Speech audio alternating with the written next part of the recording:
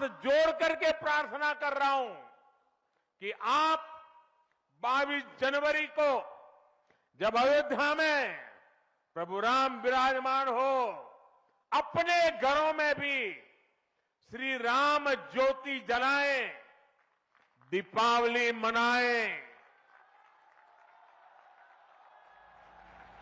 22 जनवरी की शाम पूरे हिंदुस्तान में जगमग जगमग होनी चाहिए। इंडिया हमसे बहुत ज्यादा फॉरवर्ड चल रहा है, ठीक हो गया फॉरेन पॉलिसी को लेकर। जी बिल्कुल, और हम अभी तक पीछे हैं, सिर्फ इसी वजह से हैं। अगर इमरान खान आया था तो मैं ये समझता हूं कि उसको पूरा मौका देना चाहिए था। जहां हम आज से 30 साल पहले थे, आज हम उससे 30 साल फिर पीछे हैं।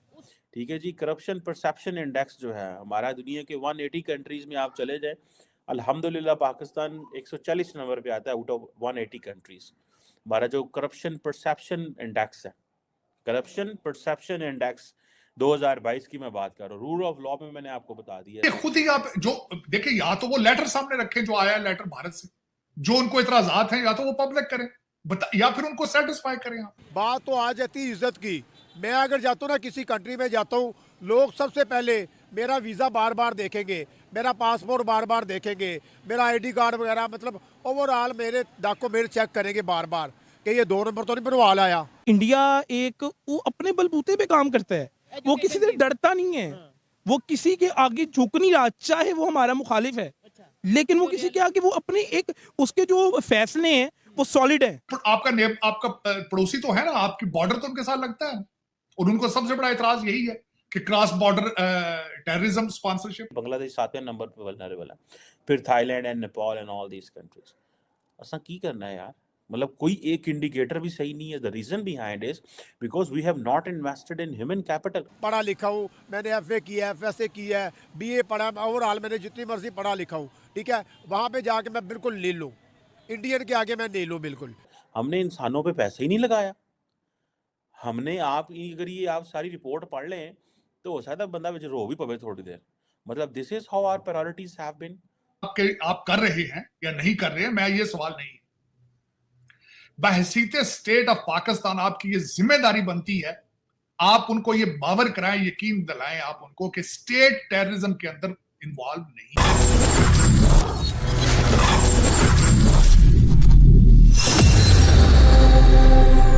आप जो देखिए, या तो वो लेटर सामने रखें जो आया है लेटर भारत से, जो उनको इतराजात हैं, या तो वो पब्लिक करें, या फिर उनको सेटिस्फाई करें।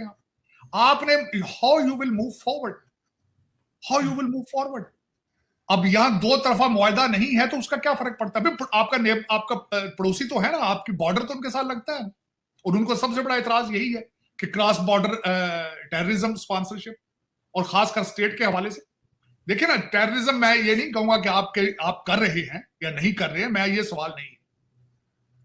बहसीत स्टेट ऑफ पाकिस्तान आपकी ये जिम्मेदारी बनती है, आप उनको ये बावर कराएं, यकीन दिलाएं आप उनको कि स्टेट टेररिज्म के अंदर इन्वॉल्व नहीं है।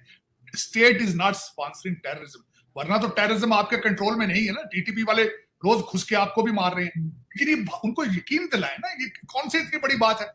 जो प्रूफ है वो मांगते हैं, उनको दें आप, उनको सेटिस्फाई करें, उनको कहें यहां आए जी, आप आके यहाँ पे शवाहिद दें, आप इन्वेस्टिगेशन करें, आप डेलीगेशन वहां जाए, उनको बताएं ये शवाहिद है सारे। लेकिन इस तरह नहीं है।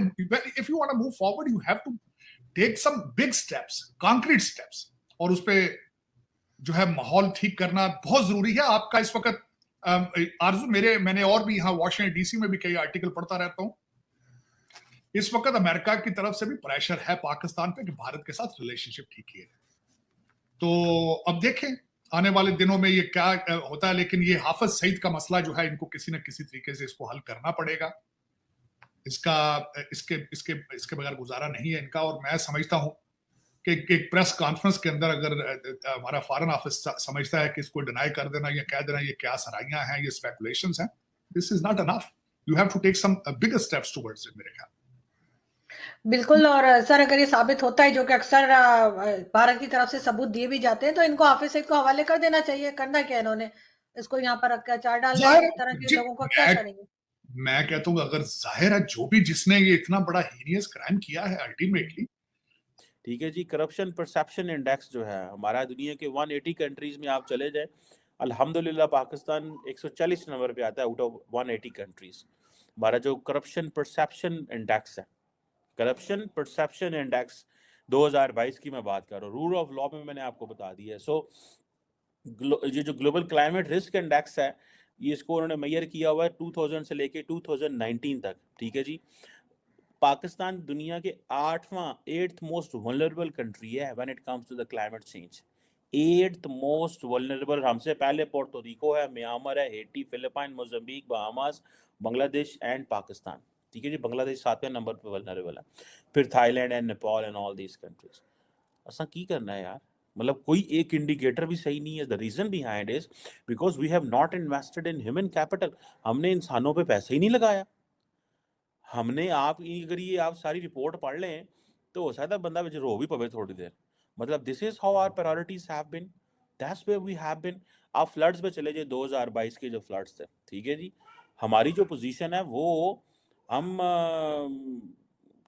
आप देखें ना, बिलियंस ऑफ डॉलर्स का नुकसान हुआ था, बिलियंस ऑफ डॉलर्स का नुकसान हुआ था। अब तो एनवायरमेंटल परफॉर्मेंस इंडेक्स रैंक भी है, एनवायरमेंटल परफॉर्मेंस इंडेक्स रैंक भी आगे हुए हैं, ठीक है। और हम बड़े उसमें लो जगह पे आते हैं। हमारे अच्छे भले जो है वो 14,000 मिलियन डॉलर का सुनने में आता है कि हमारा नुकसान है। This is what the world bank damages कहता है। हमारी जो नीड्स हैं वो 16,000 मिलियन की हैं, हमारे लॉसेस 15,000 मिलियन ज़्यादा से हुए। सो ये चीज़ें जो हैं ये हमें बताती हैं कि फिर हमारी एक्सेस टू एजुकेशन वो बड़ी कमज़ोर है। हमारे बच्चे जो हैं वो रुल गए ने सड़कों थे। एक बड़ी तादाद में पाकिस्तान जो है वो उसको ये चाहिए कि हमारे बच्चे जो हैं वो ये जो है वो ये चीज़ है। सो हमें अपनी जो जिसे कहते हैं 21st सेंचुरी में हमें 60% तक अपनी लेके जानी है, अपनी जो उसको लिटरेसी रेट को।